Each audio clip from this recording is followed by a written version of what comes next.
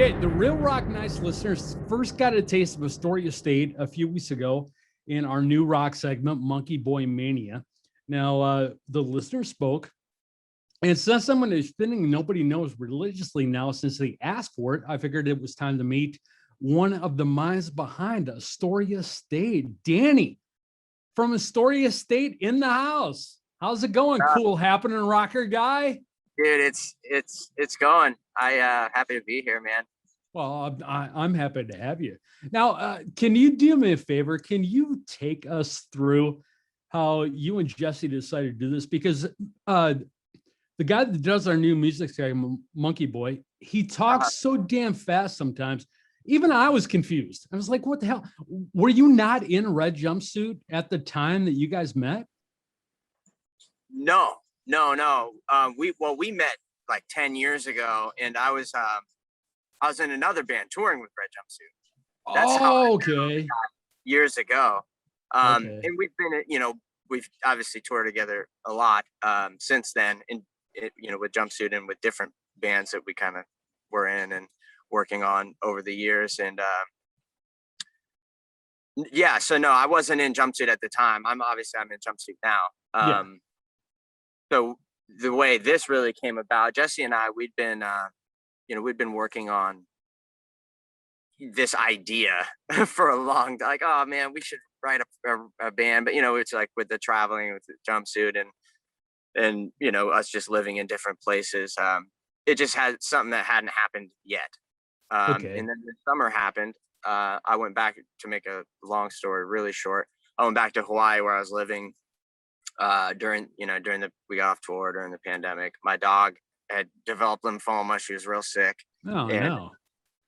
yeah, horrible. It was really just horrible. I got back there, and we were already gonna move off the island because of the way the climate was at the time. And I got there, and she was sick and dying. And she passed just a couple of days after I got back. Her name was Astoria, by the way, to make this. Okay, that was going to be another question I was going to ask you too. It was like I didn't know if this was about Oregon or what. I was Right. like, what the hell? What is Yeah. this? But okay, now I understand. And yeah, so to round, we'll get there. To round that out, Okay. so I left the island. I came to Florida, which is where I actually am right now. And at the time I was thinking like, we'll be on tour, by July, or this is all gonna pass. And then by July it really wasn't showing any signs of slowing or us getting back on the road. So we were like, let's just do a band. He sent me a demo or two, just guitar parts that he'd written, and I sent him back some lyrics and melody like the same day, and that was like Nobody Knows. That first song was Nobody Knows. And oh, that's kind of cool. Since we wrote a bunch and recorded an EP, and things have just been moving honestly really fast for how slow it seemed. Like this pandemic was all long drawn out. All of a sudden now we're out on tour playing shows, and the single's out, the next one's coming. So with you said that Nobody Knows was the first one that you wrote. Are we going to look forward to? Did you grow through the experience, through the writing and stuff? Do you feel it got better as you went along? Well, yeah. I mean, I think, when you write songs, you're like, oh man, this one's really special. It's not really special, but so it's hard to take yourself out of that equation, but when we sent them out, we sent them over to Ronnie, we sent them to a few friends, in the industry, and everybody, kind of the same thing, like, wow, these songs are really special. So me and Jeff's like, oh, well, maybe we are into something here. Maybe we should go and record these. So I don't even, the EP is really good. I don't even know if nobody knows. I don't know that Nobody Knows is the strongest even. I mean, it was hard. It became painfully hard for us to choose the singles. Actually, okay. That's a good thing to hear. I mean, yeah, we have better, like even more excitement to look forward to in Astoria State. Yeah, that's kind of a real cool soon. thing. I mean, I guess without saying too much, the next single will be out in less than a month. Less than a month. I think what's today? Today, yeah, less than a month. Wow, 16th. Damn, I forgot. Me too. What do you prefer more? Like when you were talking about writing the EP and stuff and how good it was, are you a meticulous person? Do you like studio work, or are you more of a stage person? Do you like the in the moment type of stuff? Yeah, that's a great question. I myself, I actually really enjoy both. I do a ton of writing and recording at home. Far more than, outside of rock. I write, pop and all kinds of stuff, anything I can. So I like tracking, I like recording, and it makes you a better musician. It makes the live stuff better, for sure. But I love a band. I'm in 2 bands now, and I can't wait to have 50. I got 100 bands. Ooh, if I could, are we hearing something? Are we going to see a third band soon? Oh, I don't know about soon, but I do have another project that a pop project that I've been kind of writing and assembling, but that's not on any calendars anywhere. So right now, we have our hands full. We have a lot on our plate, just with Astoria State, and then myself, obviously with Jumpsuit. So. Oh, come on, man, you're good enough. You're good enough. You could start 2 more bands. I wish I could just start a day that had 10 more hours in it. That's one thing, man. There's never enough time to do it. It's every time you turn around, it's like, oh man, I want to do that. I don't have time. Right. I wish I had more time for all the things, even the things that I have in my life, that just like doing laundry and dishes and cleaning and spending time with your girlfriend, and all these things, and then touring, and recording. We just came out here and did Astoria State and Jumpsuit. We had 2 dates here in Florida, and then immediately recorded a whole record, and then I'm gonna fly back, and we got more recording to do, and then I'm gonna fly back out, and we've got 7 or 10 more dates, both bands, and all these things just add up, and it'd be so cool to have another band one day. You brought something to my mind when you were talking about, wish there was more time to do dishes. It's like a lot of people don't think of their artists as like having normal lives, they they have assistants for everything. They have maids. They have butlers. It's like, no maids around my compound. Let my listeners know what you go through on like a daily basis as far as the normal shit. Yeah, and a lot of those things, even walking the dog, like that stuff, falls by the wayside. But the dog needs walking, and like who's gonna walk your dog? Dogs need walking. I mean, fortunately, or I shouldn't say fortunately, but now I've been alleviated of that responsibility. I traded all to having that responsibility back. It is hard. It is hard to, even just as a dog owner, circling back around. You go on tour and it's like, they're like a child. That you love them. They're part of the family. It's like, oh, I need to, to burden somebody with watching your dog and the worry about like, oh, if they're okay, and then you're gone all the time, and that wasn't in my plan when I got her. That just kind of happened. But it is, all these things that musicians go through. We have full lives, outside of, outside of. Yeah. You're not just Instagram and Facebook photos. Right. Even that becomes a burden. It's like, oh, I gotta get on Instagram and post more photos. Now you were talking about you really love the studio work and you feel that it makes you a better on-stage artist. Okay, yeah. Can you expound on that a little bit? What do you feel makes it better? Well, kind of by nature, some musicians are really good. They go into the studio and they just track their shit out of there, track their stuff. Sorry. Okay. No, we're all good, man. This show is only for digital stations. Oh, okay. We have to do everything else the like all the FMs have to do, but we get to drop an F-bomb every once in a while. Whew. So you're all good. I'll save mine for something good. So anyway. Yeah, some people, they just get in there and they knock it out, but for a lot of musicians, it's like, that one time, in the writing and the record process where you're sitting with the metronome and you're playing your parts over and over and over again until they're perfect, so you get the perfect takes.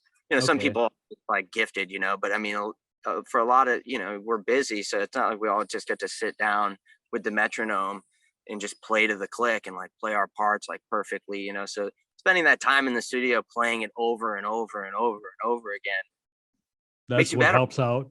Yeah, it makes you better at it, because then all of a sudden when it comes time to, the tour comes up, oh, we only got a week and everybody's in different states, we're all just flying, and we get there and we have like half of a sound check for a rehearsal, but we just spent 3 months recording this record, so we all know our parts really well, work out the kinks live, but like that you have that, I think that just playing, to the grid, I think that, I guess what I'm saying is most people, I don't think, play to the metronome unless they're recording.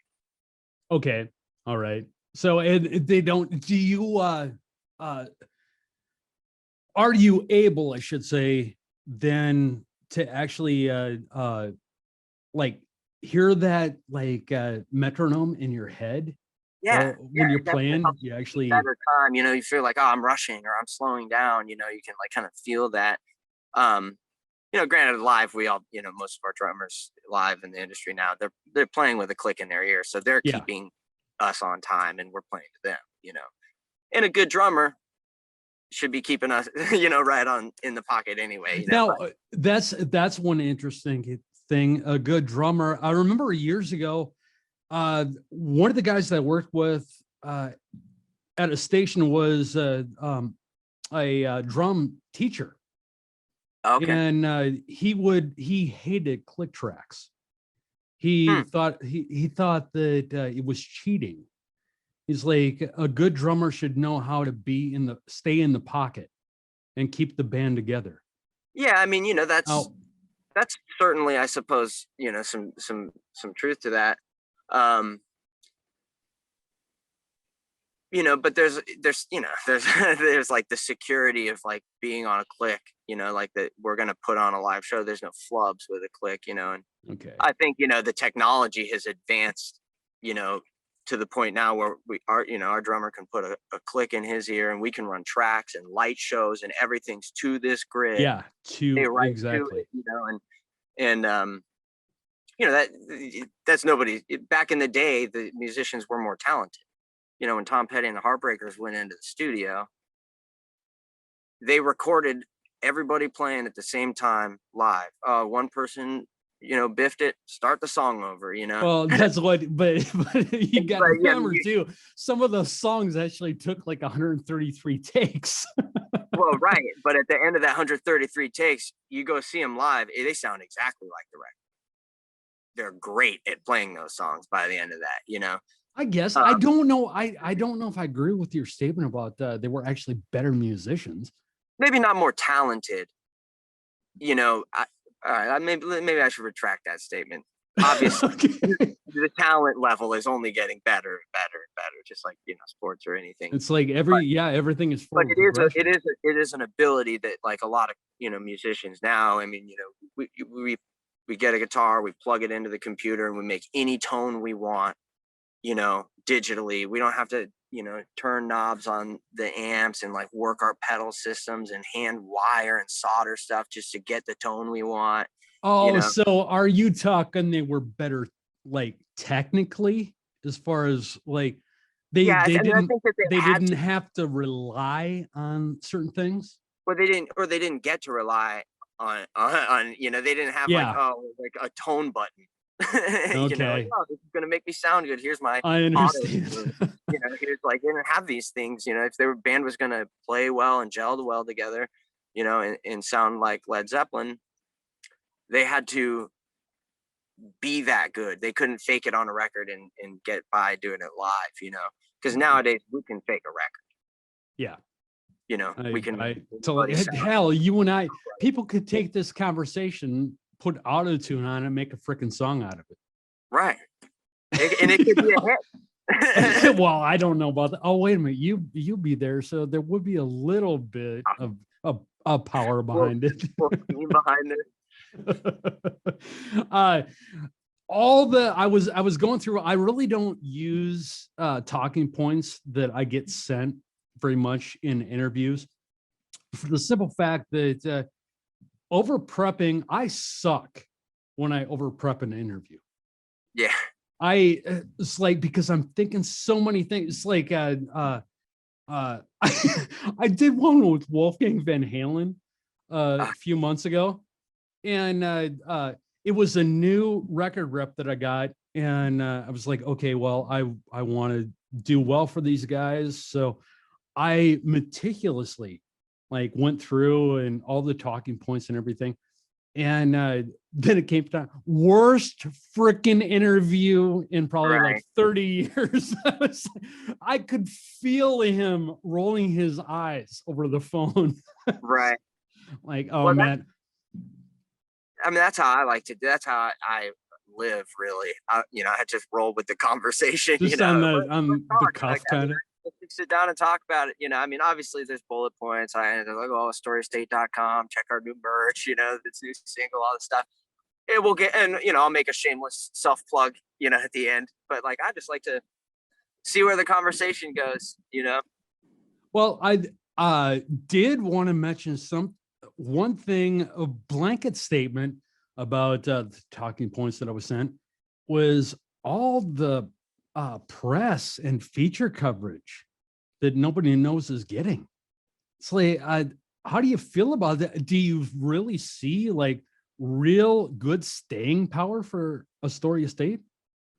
To be honest, I don't know. I don't know what to say.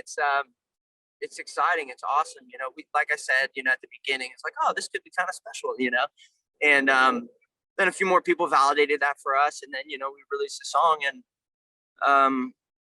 I can't believe it. It's great. I mean, obviously this is what you hope for. You hope that the song connects with people, and obviously we have PR in place who is killing it for us in getting the song out and into people's ears. So we're super grateful for that. The team we have in place is gets a lot of credit for our success, more so than just the music being good. But it is great. I mean, it's really it's very flattering, to just every day it seems like, oh man, another feature about Nobody Knows Here. And well, I mean, when No Problem PR and Marketing sent over the talking points, and I just about 15 minutes before you and I started talking, I looked at the talking points and just to see, is there anything that I definitely have to hit on here? And I looked, I feel a little bit late to the party. I really do. I looked and I was like, damn, they've had this much coverage already.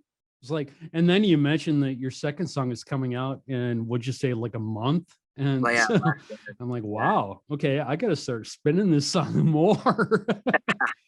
Hey, we'd love that. We'd love that. And by the way, you're not late to the party at all. Everybody's just getting here. We're just getting started. Oh, okay. All right. Well, I feel a little bit better now. Right. Party's only been happening for a month, so we're planning, hopefully, to your point, hopefully there is some staying power, because we're getting on the road and we don't plan on going anywhere. Oh, good. And it's good to hear. That you're going on the road. I Zoom and there's a few different, there's Google Meet or something like that. That stuff is good for a while as a placebo and stuff, but man, I want to be able to hang out with you. I want to be able to shake hands, give you a hug, whatever, have drinks with you or something. I'm man, this is at least you're out by what is that? Is that a lake? Yeah, this is So I'm out here. We're in Middleburg, Florida. This is actually where Jumpsuit was born and raised. This is where it all Okay. so this is actually called Black Creek. So after our shows, Jumpsuit and Astoria State just played those shows in Orlando. Then Jumpsuit came out here to record, and we decided just to Airbnb it and do it Middleburg style. So And just I'm on Black Creek. If anybody, looks nice and relaxing. On Black Creek, all of a sudden, like you'll be inundated with fans. Yeah. Well, websites. Your website is it AstoriaState.com? Yeah, AstoriaState.com. Sorry, go ahead. Oh, and I was going to say, and I noticed that you're all over the internet as far as you've got like, damn, don't you have like 5 or 6 playlists? Like your own stuff. People can go and follow your playlists on like all the multinational conglomerates that are squeezing the life out of my stations, like Spotify, Pandora. They can all go there and they can see your playlists, right? They can listen to the music that you like. Yeah. Well, actually, you know what? Now that you say that, I'm not sure if we've made one of our playlists or not. Maybe we have. I have my own Spotify account too, so when I make I have playlists on my personal Spotify. Okay. And maybe I have been making playlists on the Astoria State account. I swear but we're definitely been featured on a ton. When the single came out, it was featured on New Noise with Spotify, Loudwire, Gig Soup. It was on Breaking Hard Rock on Apple and Pandora. So it has just been a lot. I was looking the other day, if it's like 120 or 180 playlists or something, which is just unbelievable. All people have to do is go and Google Astoria State, and man, a bunch of stuff will pop up and they can fall down a rabbit hole and watch you guys for hours. Come to the rabbit hole with us. Hey, maybe that's a title for your new album. Right. Into the rabbit hole. Into the rabbit hole. Hey, Danny, thank you very, very much for being here on Real Rock Nights. What do you say we give people a taste that nobody knows? Let's do it. Okay. Thanks for having me. Rockstar Scream. I want a rockstar scream from you. Out here on Black Creek. Oh man, what's up? Yes. Scared all the birds away. Yeah. All right. This is Nobody Knows Astoria State right here, right now on Real Rock Nights. Get some.